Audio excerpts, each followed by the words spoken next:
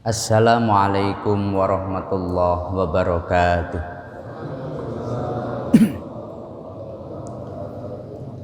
Alhamdulillah. Alhamdulillahilladzi an'ama alaina bi ni'matil Islam wal iman. Alhamdulillahilladzi khalaqal mauta wal hayata liyabluwakum ayyukum ahsanu amala. Rabbi shrah li sadri wa yassir li amri wahlul 'uqdatam min lisani yafqahu qawli. Kepada yang kami muliakan segenap jamaah sekalian yang dirahmati Allah Subhanahu wa taala, mari kita mulai kajian tafsir kita pada pagi hari ini dengan kita bersama-sama membaca surat Al-Fatihah.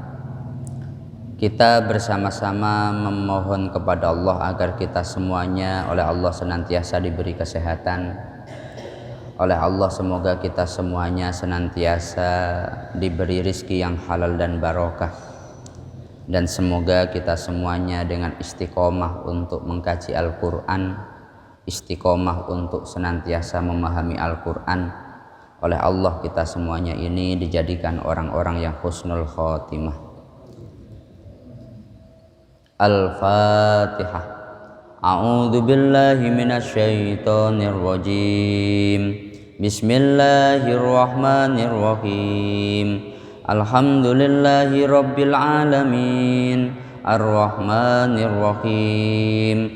Maliki yaumiddin. Iyyaka na'budu wa iyyaka nasta'in. Ihdinas siratal mustaqim. Siratal ladzina an'amta 'alaihim ghairil maghdubi 'alaihim waladdallin. Amin. Bismillahirrahmanirrahim. Pembahasan kita sekarang sampai pada ayat 137 di dalam surat Al-Baqarah. A'udzu billahi minasyaitonir rajim. Bismillahirrahmanirrahim. Fa in amanu bimithli ma amantum bihi faqad ihtadaw wa in tawallaw fa innama hum fi shiqaq fasayakfikahumullah wa huwas samiul alim. Shibghatallah wa man ahsanu minallahi shibghah wa nahnu lahu abidun. Fa in amanu, maka seandainya mereka mau iman, bimisli ma amantum bihi, bimisli ma amantum, dengan perkara yang kalian iman wahai umat Islam, bihi faqad ihtadaw, maka mereka akan mendapatkan hidayah. Seandainya saja orang-orang yang menentang kalian, yakni orang-orang ahlul kitab, orang-orang kafir, yang mereka itu memusuhi kalian, mereka mau iman seperti yang kalian imani, pasti mereka akan dapat hidayah. Wa in tawallau, tapi bila mereka berpaling, fa innahum fi shiqaq, fa innamahum fi shiqaq, pasti mereka akan terus di dalam asyikok, permusuhan, akan terus berada di dalam perbedaan. Fasayakfikahumullah, maka akan mencukupi untuk kalian Allah dari mereka. Fasayakfika, maka akan mencukupi kepada kalian dari mereka. Siapa Allah? Allah akan mencukupi atau akan membalas kalian dari apa yang telah dilakukan oleh mereka. Wa huwas samiul alim. Allah adalah zat yang maha as-sami dan yang maha alim. Sibghatallah. Sibghah ini saya artikan atau saya memaknainya yang memakai sibghah saja ya Pak ya. Nanti saya jelaskan. Sibghatullah adalah sibghahnya Allah. Wa man ahsanu minallahi sibghah. Siapakah yang lebih bagus daripada Allah sibghahnya? Wa nahnu lahu abidun, dan kita kepada Allah adalah orang-orang yang menyembah atau orang-orang yang beribadah. Ayat ini ayat yang ada lanjutannya atau ada kaitannya dengan pembahasan kita sebelumnya. Pembahasan kita sebelumnya itu orang-orang Yahudi dan orang-orang Nasrani itu mereka terus berkata, kamu ayo masuk pada agama Yahudi, maka kamu akan tahtadu. Wa qalu kunu hudan aw nasara tahtadu. Kamu jadilah orang Yahudi atau kamu jadilah orang Nasrani, maka kamu akan tahtadu, akan mendapatkan hidayah. Itu terus disampaikan oleh orang-orang Yahudi dan orang-orang Nasrani pada masa Rasulullah Sallallahu Alaihi Wasallam. Mereka mengklaim yang mendapatkan hidayah hanya kelompoknya sendiri. Mereka mengatakan kunu hudan au nasara tahtadu. Maka dalam ayat ini dibantah. Fa in amanu bimithli ma amantum bihi faqad ihtadaw. Yang benar bila mereka mengimani seperti kalian wahai al-khitab li Muhammad wa ummati, wahai Muhammad dan umatmu, seandainya mereka iman seperti halnya kalian umat Islam, maka mereka malah yang akan dapat hidayah. Tapi bila tidak, mereka akan terus berada di dalam perbedaan. Dan cukuplah nanti yang membalas Allah untuk kalian atas apa yang telah dilakukan oleh mereka. Wa huwas samiul alim. Jadi memang sebagaimana kemarin orang-orang Yahudi, orang-orang Nasrani, mereka itu terus mengklaim kebenaran dari kelompoknya mereka. Orang Yahudi merasa bahwa mereka agama yang paling benar. Orang Nasrani juga merasa dirinya adalah agama yang paling benar. Islam itu hadir ketika sudah ada perputaran atau pusaran-pusaran ini.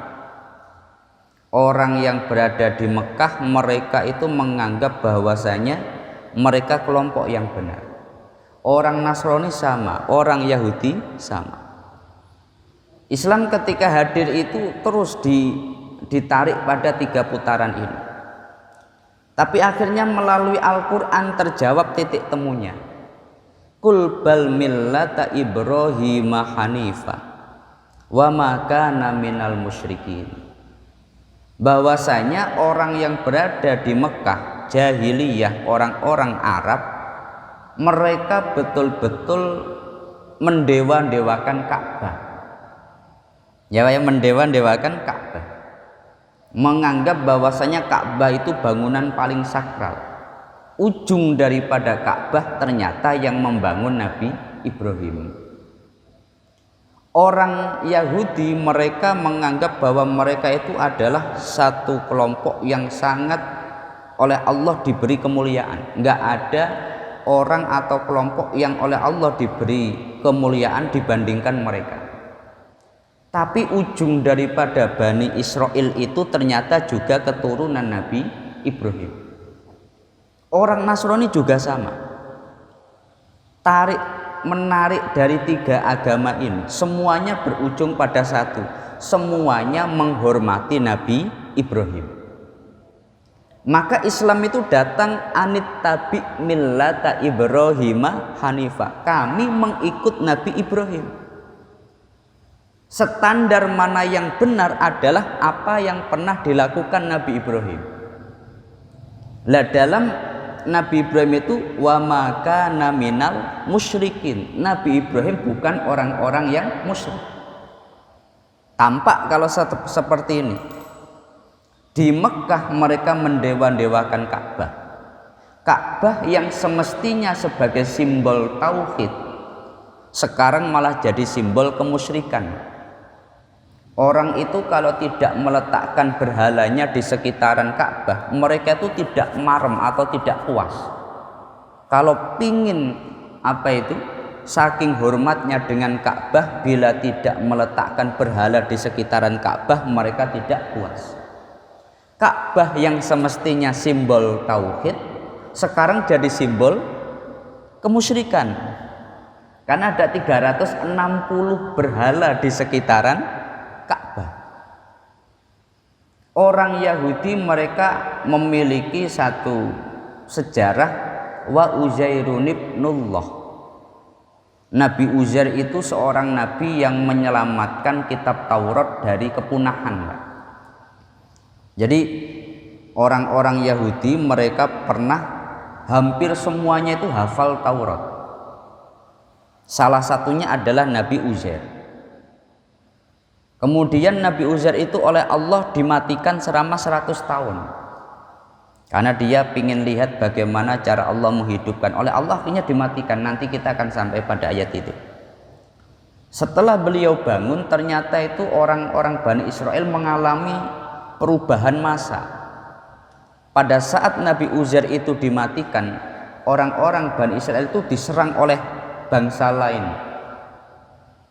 sampai para penghafal Tauratnya habis, sampai kitab-kitabnya itu sulit untuk ditemukan oleh generasi setelahnya. Maka ketika Nabi Uzair dihidupkan kembali, itu dia mendapati orang-orang Bani Israel itu ngerti Taurat, tapi wujud aslinya gak tahu. Ya, kami tahu kitab Taurat, tapi itu seperti apa kitab aslinya kami nggak tahu. Akhirnya Nabi Uzair itu menunjukkan, oh gini, dulu kami pada masa dulu meletakkan kitab Taurat di sana. Saking jasa besarnya Nabi Uzair, oleh orang-orang Yahudi itu disebut Uzair itu kalau bukan anak Allah nggak mungkin. Maka wa Uzairun ibnullah, dianggap sebagai anak Allah. Itu sudah jelas melenceng. Orang Nasrani juga sama. Nabi Isa itu adalah orang yang oleh Allah diutus agar menyampaikan kepada manusia untuk menyembah kepada Allah. Begitu besarnya mukjizat yang dimiliki oleh Nabi Isa, akhirnya Nabi Isa dianggap sebagai anak Allah. Jelas ya Pak ya? Maka garis yang membedakan garis sebagai benang merah, mana kelompok yang benar adalah yang selaras dengan Nabi Ibrahim. Dan Nabi Ibrahim itu wa ma kana minal musyrikin. Lah Islam ketika hadir itu membawa sekian banyak syariat hukum yang diberlakukan oleh umat Islam. Nabi Muhammad itu berkali-kali beliau menyampaikan, coba cek syariat yang pernah dilakukan oleh Nabi Ibrahim dan yang dilakukan umat Islam. Tidak mungkin ada perbedaan. Karena umat Islam sebagai kelompok yang mengikut Nabi Ibrahim. Nabi Ibrahim beliau itu khitan, umat Islam khitan. Nabi Ibrahim itu disunahkan potong kuku, potong rambut, umat Islam juga sama. Nabi Ibrahim itu haji, umat Islam juga sama. Nabi Ibrahim kurban, umat Islam juga sama. Jelas ya Pak ya? Maka Islam itu ketika ada saring talik menarik tiga agama ini memiliki pandangan yang jelas. Oleh sebab itu, fa in amanu bimislima amantum bihi faqad ihtadaw. Bila mereka iman seperti kalian umat Islam, pasti mereka akan mendapatkan hidayah. Tapi bila tidak, akan terus terjadi perpisahan, perbedaan di antara mereka. Tapi fasayakfikahumullah, maka nanti Allah yang akan mencukupi kalian dari mereka. Ayat ini ayat yang kalau dalam ulumul Quran memiliki catatan penting. Jadi ayat fasayakfikahumullah, Ayat ini adalah ayat yang ketika Utsman bin Affan wafat, beliau itu akhirnya ketika beliau itu membaca Quran itu dibunuh oleh orang. Darah itu akhirnya berhamburan, muncrat. Al-Quran sampai kena. Lah kenanya pada ayat mana? Itu pada ayat fasayakfi kahumullah. Di dalam surat Al-Baqarah ayat 137. Bukan wal yatalattaf. Orang sering mengatakan wal yatalattaf, berada di tengah Al-Quran ada tulisan warnanya merah. Oh, ini dulu ayat yang terkena darah Utsman bin Affan. Yang benar bukan itu. Kalau itu wal yatalattaf itu sebagai kalimat yang berada di tengah-tengah Quran. Tapi ayat yang terkena darah daripada Utsman bin Affan itu adalah fasayakfi kahumullah. Utsman bin Affan itu beliau menjadi seorang khalifah 12 tahun. 12 tahun masa kepemimpinannya itu ada dua prioritas yang berbeda. 6 tahun pertama masa pemerintahan Utsman bin Affan itu sangat bagus sebagai sebuah pemerintahan yang kuat, melanjutkan hasil daripada Umar bin Khattab. Pada masa Umar bin Khattab Islam berkembang sampai sepertiga dunia. Setelah Umar wafat dilanjutkan Utsman bin Affan. Pada masa Utsman bin Affan 6 tahun pertama itu Islam begitu hebat, pemerintahannya begitu hebat. Hanya saja karena sekian banyak orang masuk Islam dari berbagai daerah membawa logat masing-masing. Ada orang katakanlah dia dari Jawa masuk Islam, mereka dengan logat Jawa membaca Al-Quran. Ada orang dia dari Sumatera, dia masuk Islam, akhirnya membawa logat Sumatera untuk membaca Al-Quran. Kita bayangkan kalau pada masa Nabi, orang Mekah, orang Madinah itu relatif yang tidak jauh berbeda. Tapi ketika sudah masuk orang dari Azerbaijan, orang dari Armenia, orang dari Afrika, orang dari Asia pada masa Utsman bin Affan, itu logat berbeda-beda. Satu contoh, kita itu sering mendengar Habib Alatas, ya Pak ya, penyanyi itu Alatas itu. Itu tulisannya itu bukan Alatas tapi Al-Atos. Kita sering mendengar As-Segaf, ya, As-Segaf. Itu tulisannya bukan As-Segaf tapi As-Sakof. Kalau bahasa Arab As-Sakof, tapi mereka membacanya As-Segaf. Orang itu dialeknya berbeda-beda dalam membaca Al-Quran. Akhirnya pada masa Utsman bin Affan itulah muncul keresahan dari sekian banyak para sahabat. Orang membaca Al-Quran dengan cara baca masing-masing. Maka pada masa itu sahabat-sahabat minta kepada Utsman bin Affan, sebelum ini terjadi perpecahan di antara umat Islam, tolong kamu benahi Quran. Buatlah Al-Quran standar yang digunakan pada seluruh umat Islam. Itu sampai ada seorang tabi'in dengan tabi'in yang lainnya itu berbeda dalam masalah cara baca, itu sampai ada yang mengkafirkan. Para sahabat itu mereka resah, ini kok para tabi'in seperti ini. Akhirnya di 6 tahun kedua masa Utsman bin Affan, prioritas pemerintahan dialihkan ke pembukuan Quran. Ini orang kadang melihat gini, pada masa Utsman bin Affan itu mulai munculnya perbedaan umat Islam. Utsman itu tahu, Utsman itu ngerti ketika katakanlah sekian banyak para sahabat atau masyarakatnya itu resah, ini pemerintahnya kok gini. Tapi setiap kali dilapori hal itu, Utsman selalu berkata, Kalau pemerintahan saya itu yang kurang baik, maka yang jelek saya, yang kena saya. Tapi kalau saya tidak berhasil membukukan Al-Quran, membuat standar Al-Quran, maka semua umat Islam yang kena. Maka pada 6 tahun kedua itu Utsman bin Affan, beliau fokusnya membuat Al-Quran standar, bagaimana penulisan Al-Quran, dan seterusnya. Akhirnya pada saat itu terjadilah atau dihasilkan, ada yang mengatakan 6, ada yang mengatakan 5, ada yang mengatakan 7. Terus dikirimkan ke daerah-daerah Islam, di Mesir, di Mekah, di Madinah ada satu sebagainya. Itu setiap daerah-daerah Islam diberi satu. Kemudian selain Al-Quran ini semuanya harus dibakar. Itu salah satu keputusan radikal atau keputusan yang sangat keras dari Utsman bin Affan untuk menghindarkan fitnah di kemudian hari.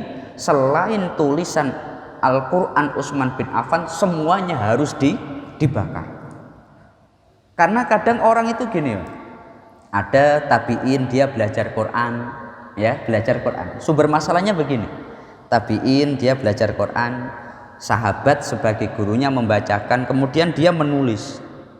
Tulisannya ini itu sesuai dengan yang dilafadzkan. Kadangkala itu pelafatannya dengan tulisannya berbeda. Contohnya tadi, karena gurunya itu mungkin orang Yaman, membaca as-saqaf jadi as-sagaf. Akhirnya ya ditulis as-sagaf. Akan ada potensi perbedaan dalam menuliskan Quran.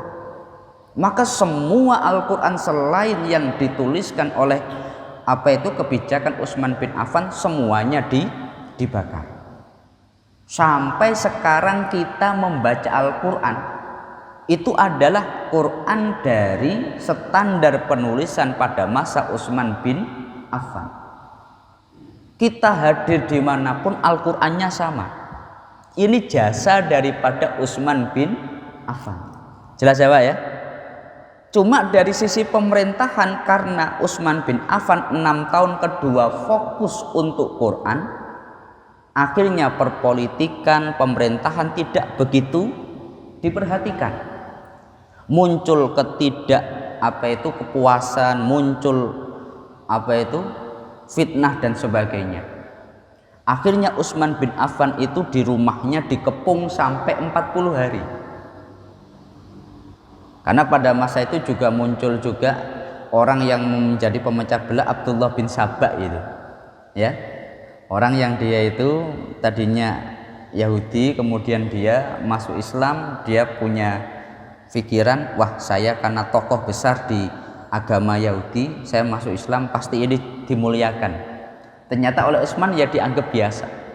Dia kecewa, akhirnya dia melakukan propaganda, melakukan perpecahan dan sebagainya. Ke daerah-daerah itu semua terus yang disampaikan kejelekan Utsman bin Affan. Akhirnya dari berbagai daerah itu demonstrasi. Kalau sekarang demonstrasi di rumahnya Utsman bin Affan selama 40 hari. Itu sudah ramai.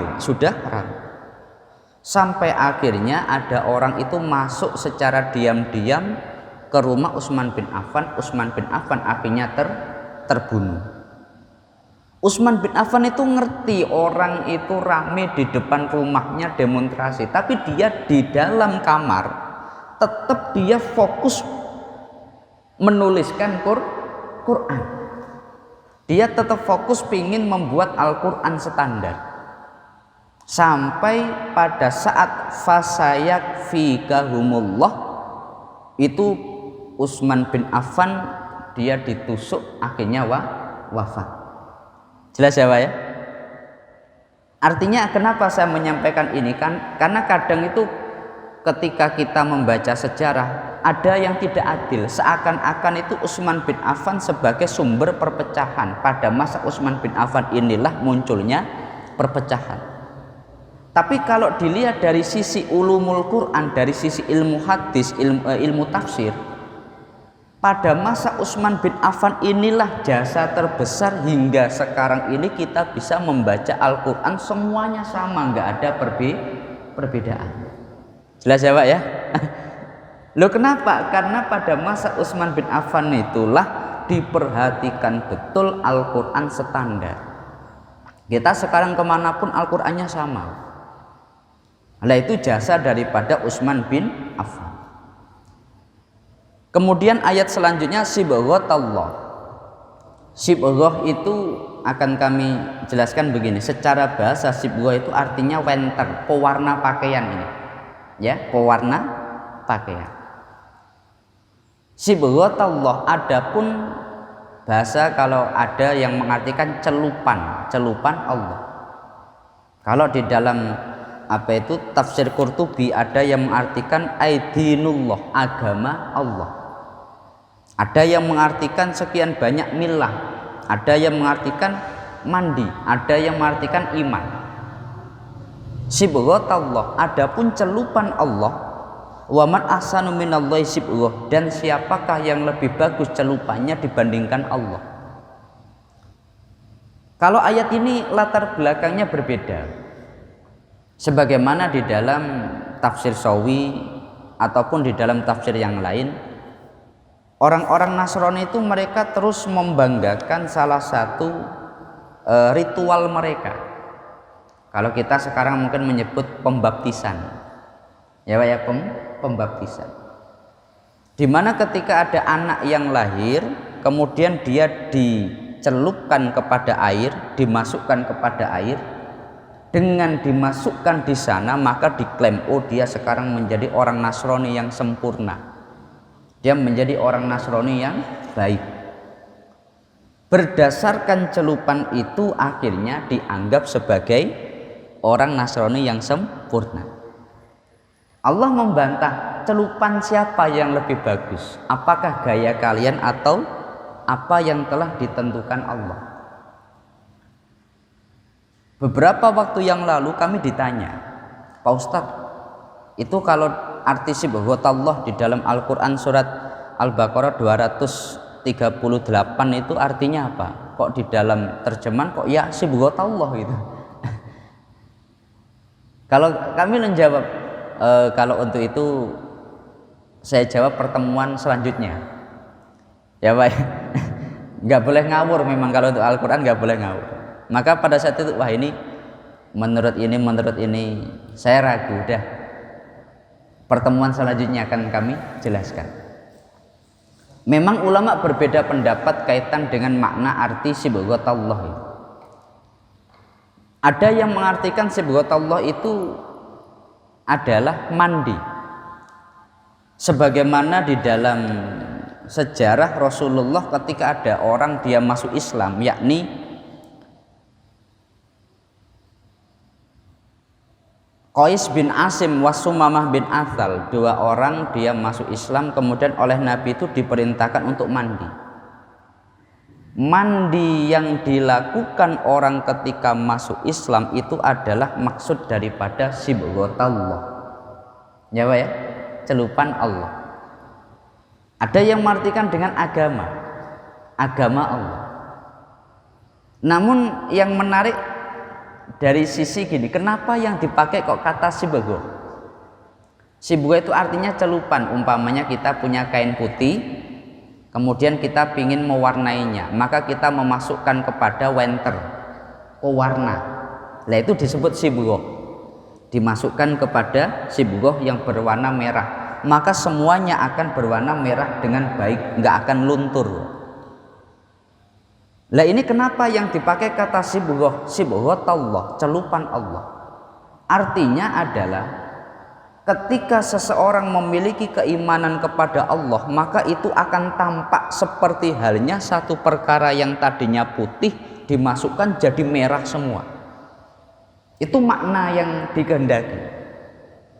Ketika dimaknai sebagai agama Allah, artinya dengan dia itu dimasukkan di sana, maka seluruhnya akan terwarnai. Nah ini yang dikehendaki.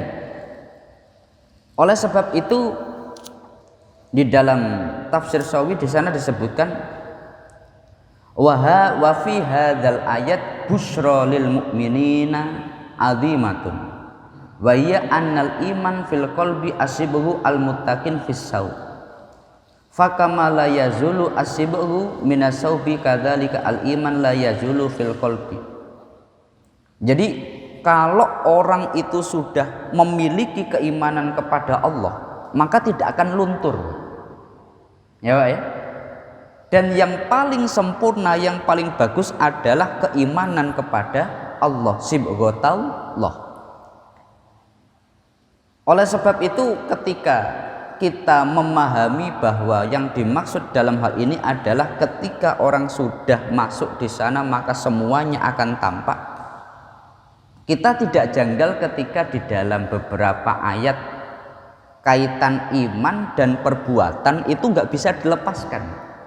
Iman itu memang di hati, tetapi perbuatan dan iman, zahir dan batin nggak bisa dilepaskan. Satu contoh, dalam hadis itu Nabi menjelaskan bahwa cabangan iman itu sangat banyak, 70 lebih. Terus paling kecilnya adalah imatatul adza fit thoriq, menghilangkan kotoran di jalan. Itu adalah wujud keimanan. Dalam hadis Rasulullah, man kana yu'minu billahi wal yaumil akhir falyukrim jarahu.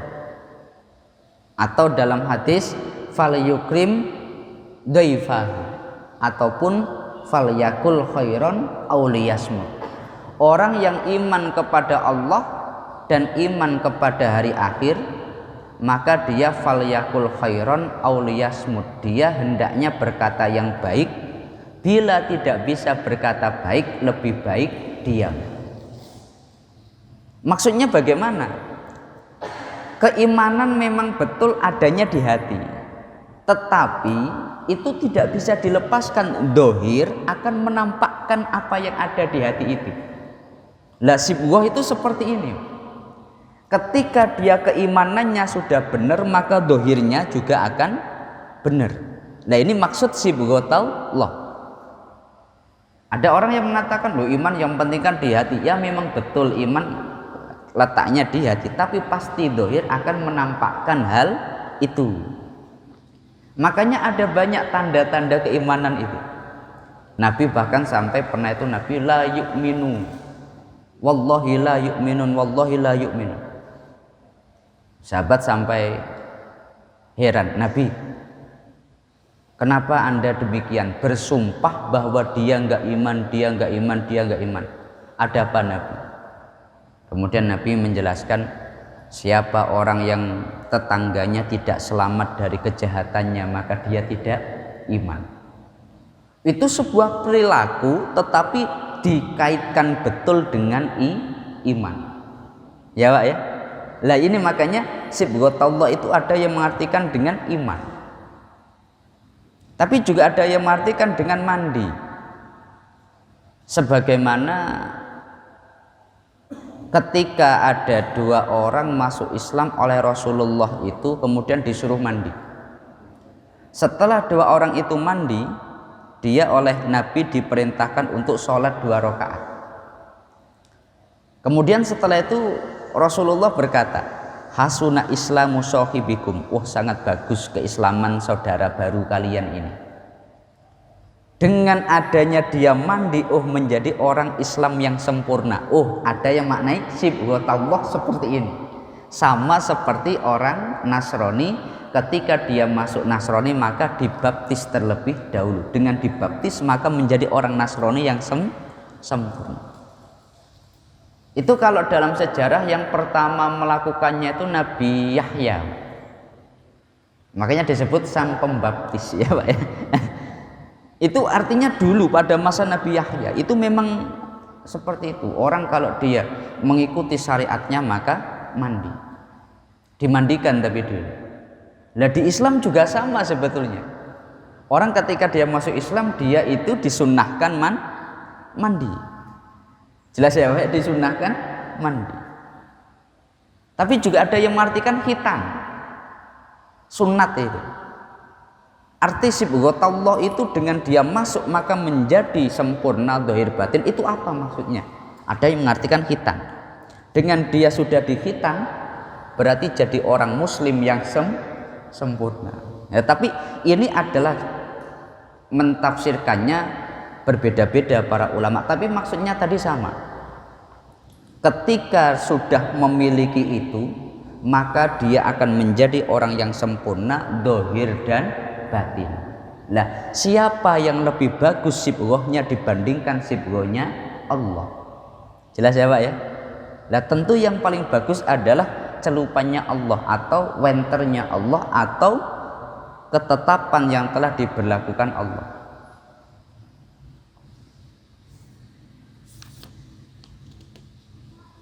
Wa nahnu lahu abidun, dan kami kepada dia yakni Allah itu beribadah, orang-orang yang beribadah. Nah ini mungkin pembahasan kita pada kesempatan pagi hari ini. Selanjutnya mungkin sebelum kami teruskan dari para jamaah, ada yang ditanyakan kami persilahkan. Ada yang ditanyakan? Waalaikumsalam warahmatullahi wabarakatuh.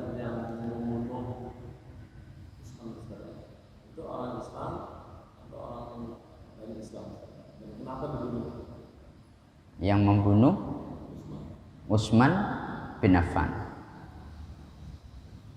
sampai sekarang nggak ketemu, Pak. Yang membunuh Utsman bin Affan itu sampai sekarang nggak ketemu. Ada yang mengatakan, cuma ini tidak seperti ini. Kronologinya seperti ini. Kalau yang membunuh Umar jelas. Kalau yang membunuh Ali bin Abi Thalib jelas. Yang membunuh Umar itu Abu Lu'lu'ah al-Majusi, orang Majusi yang dia tidak terima dengan putusan Umar bin Khattab. Akhirnya ketika Umar itu mau sholat, dia ketika mau menata shaf karena dia menjadi imam, Abu Lu'lu'ah al-Majusi itu sudah mempersiapkan satu pisau yang seperti pancing, ya seperti pancing. Jadi kalau sudah masuk ditarik itu akan sulit. Mulai itu Umar itu dia ditusuk itu. Wafatnya karena Abu Lu'lu'ah al-Majusi. Karena para sahabat mau sholat sekian banyak para sahabat itu, ya mereka sholat nggak bawa alat perang. Akhirnya selain Umar juga ada banyak juga sahabat yang wafat karena dia pokoknya nusuk semua. Kalau untuk yang membunuh Ali bin Abi Thalib itu namanya Ibnu Muljam. Dia orang Khawarij karena menghukumi Ali bin Abi Thalib itu telah keluar daripada Islam. Ya, Ibnu Muljam. Tapi kalau yang membunuh Utsman bin Affan sampai sekarang itu belum diketahui. Memang itu menjadi satu misteri. Karena kronologinya demikian. Utsman itu akhirnya dituduh bahwasanya dia tidak becus memimpin pemerintahan dikarenakan sekian banyak gubernur itu keluarga Utsman bin Affan. Keluarga Utsman bin Affan, Muawiyah bin Abi Sufyan, Amr bin As dan sebagainya itu semuanya jadi gubernur-gubernur. Jelas ya Pak ya? Lah itu banyak yang mohon maaf kurang amanah dalam memegang pemerintahan. Akhirnya dari sekian banyak daerah itu mereka ingin protes kepada Utsman bin Affan di Madinah. Akhirnya mereka itu mengepung rumah Utsman bin Affan. Utsman bin Affan selama itu dia nggak memperhatikan atau nggak merespon ini. Dia tetap ya kalau sholat, kalau dia waktunya menulis Quran ya dia menulis Quran. Terus seperti itu. Akhirnya ini makin lama makin memanas. Yang pusing itu sahabat-sahabat tua, Ali bin Abi Thalib, Ibnu Mas'ud dan sebagainya, sahabat-sahabat yang tua itu mereka yang pusing. Ali itu sampai mengutus dua putranya, Hasan dan Husain, untuk menenangkan orang ini, ya, untuk menenangkan orang. Pada saat itulah rame-ramenya ini sampai mereka itu memanah rumah Utsman bin Affan.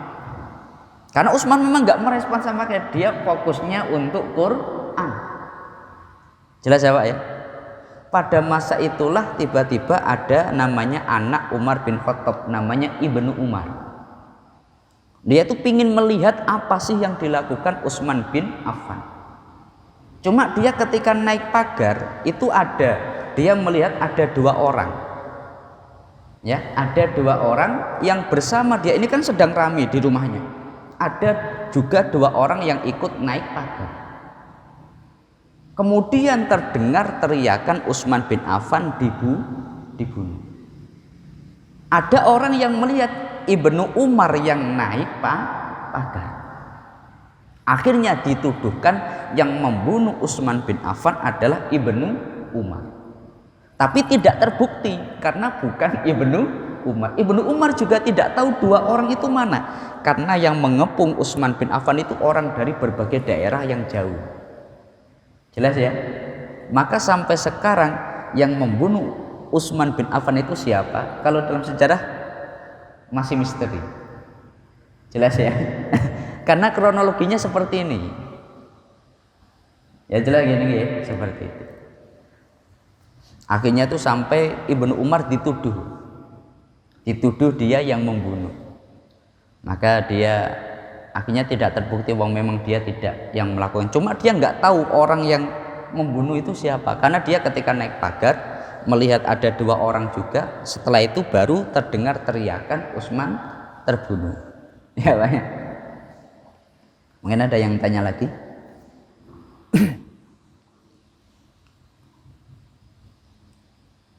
Makanya setelah itu, setelah masa Utsman bin Affan, pemerintahan Islam yang tadinya di Madinah, Utsman wafat, kemudian diteruskan Ali bin Abi Thalib. Ali bin Abi Thalib pemerintahannya sekarang pindah ke Kufah, tidak lagi ke Madinah. Ya Pak ya, pindah ke Kufah. Pusat pemerintahan Islam pada masa Ali bin Abi Thalib pindah, tidak lagi di Madinah. Pada masa Nabi Muhammad, Abu Bakar, Umar, Utsman itu masih area Madinah yang jadi pusat pemerintahan Islam. Baru pada masa Ali bin Abi Thalib pindah. Karena menghindarkan ini, ya, menghindarkan ini. Kalau sampai nanti terjadi peperangan, wah ini di tanah haram, kemudian yang namanya pusat pemerintahan pasti akan sekian banyak fitnah itu akan dihadapi seterusnya. Wah, akhirnya sampai ke Turki sekarang, lalu ke Spanyol. Tapi dulu perpindahan pusat kekuasaan Islam itu dimulai pada masa Ali bin Abi Thalib. Kenapa? Melihat sejarah Utsman bin Affan dikepung gitu. Ya Pak ya, dikepung. Mungkin ada yang tanya lagi?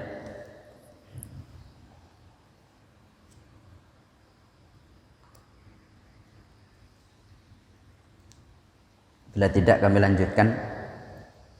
Jadi ayat yang kita bahas ini ayat yang memiliki makna kalau orang itu sudah menjalankan agama yang ditetapkan Allah, itu pasti akan tampak secara dohirnya.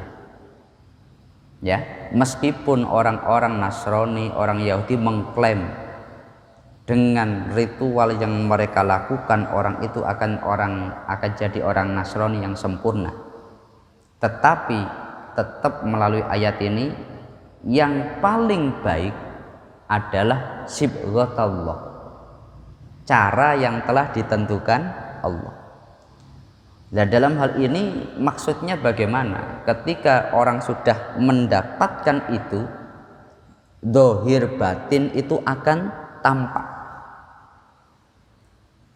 Ketika kita katakanlah sudah masuk Islam, seyogyanya kita juga seperti itu, harus tampak. Makanya itu jangan sampai Islam itu hanya sebatas agama. tapi juga harus terwujudkan dalam perilaku. Tidak hanya iman tetapi terwujud dalam kehidupan sosial. Satu contoh ini, perbedaan antara ajaran Islam dengan yang bukan Islam. Kita dengan tetangga itu seringkali orang mengatakan karena kita makhluk sosial, kita tidak mungkin bisa hidup sendirian, maka kita pasti membutuhkan orang lain. Maka kita baik dengan tetangga atas dasar sosial. Katakanlah orang mengatakan itu. Cuma biasanya ini adalah karena sosial imbal balik. Bila dia baik pada saya baik kepada dia. Wah, dia karena datang ke rumah saya datang ke rumah dia. Dia itu sering memberi hadiah kepada saya, ya sepantasnya saya juga memberi hadiah kepada dia. Tapi konsekuensinya, kalau dia nggak pernah datang ke rumah saya, ya ngapain saya datang ke rumah dia? Ya Pak ya. Tapi kalau Islam beda. Man kana yu'minu billahi wal yaumil akhir falyukrim jarahu. Siapa orang yang iman kepada Allah dan iman pada hari akhir, dia harus memuliakan tetangganya. Bagaimanapun wujud daripada tetangga, atas dasar iman kita harus memuliakan. Itu malah lebih luas itu, Pak. Maka dalam memahami hadis ini, ketika tetangga kita itu saudara, tetap harus dimuliakan. Ketika tetangga kita itu bukan saudara tapi seagama, tetap harus dimuliakan. Ketika dia mungkin bukan saudara, mungkin bukan seagama, tapi dia menjadi tetangga, atas dasar tetangga tetap wajib dimuliakan. Itu lebih luas, Pak. Entah dia baik ataupun jelek, atas nama iman kita memuliakan tetangga. Loh, ini kan umpamanya dalam sisi sosial seakan-akan transaksi tadi itu langsung mental. Umpamanya, ngapain saya baik pada tetangga saya, wong dia itu orangnya jahat seperti itu. Wah, ini kan transaksi. Kalau kamu baik ya saya baik. Kalau kamu nggak baik, kenapa saya baik? Kalau Islam nggak, atas dasar iman orang itu baik atau tidak, kita atas dasar iman harus baik kepada dia. Ini kan lebih mulia Islam, Pak. Ya, lah itu sibghatullah. Jelas ya Pak ya, sibghatullah. Mungkin ini yang bisa kita. Oh, silakan. Tadi kan Utsman sudah meninggal. Apakah penulisan Al-Quran itu selesai atau belum? Kalau belum, siapa meneruskan penulisan itu? Kalau penulisan Quran karena dulu itu belum ada percetakan, ya terus dilakukan. Tapi standar model penulisan itu sudah rampung pada masa Utsman bin Affan. Jadi maksudnya begini, Pak. Pada masa dulu itu kita kalau mempelajari ilmu Quran itu ada namanya qiraah sab'ah. Ya, Pak, qiraah sab'ah. Nabi mengajarkan qiraah sab'ah. Kemudian Nabi itu orang yang nggak bisa baca, nggak bisa tulis. Sahabat setiap kali Nabi dapat wahyu diperintahkan untuk tulislah. Selain dihafal juga ditulis. Lah seringkali sahabat itu kan ketika mereka asal dengar kemudian mereka itu menuliskan. Kita umpamanya kadang kala kayak gini. Seteliti-telitinya kita ketika kita nulis sendiri. Anda umpamanya ada buku, kemudian Anda menyalin. Kira-kira dari tulisan Anda itu 100% benar atau mungkin ada salahnya, Pak? Kalau tulisan Anda itu, Anda nulis sendiri, karena nggak ada percetakan ya Pak ya, nulis sendiri pakai tangan, dari tulisan Anda, itu kira-kira semuanya benar atau ada kemungkinan salah? Pasti ada kemungkinan salah ya Pak ya. Menurut kita mungkin bisa salah titik, bisa salah sebagainya seperti itu. Nah itu yang terjadi. Akhirnya pada masa Utsman bin Affan dibuatlah Al-Quran standar, metode penulisan Quran yang menyatukan semua jenis bacaan dari 7 qiraah. Ya Pak ya. Lah itu sudah selesai. Cuma ini setelah selesai baru Utsman nulis lagi, sahabat-sahabat nulis lagi. Selesailah 7. Pada masa itu tuh 7.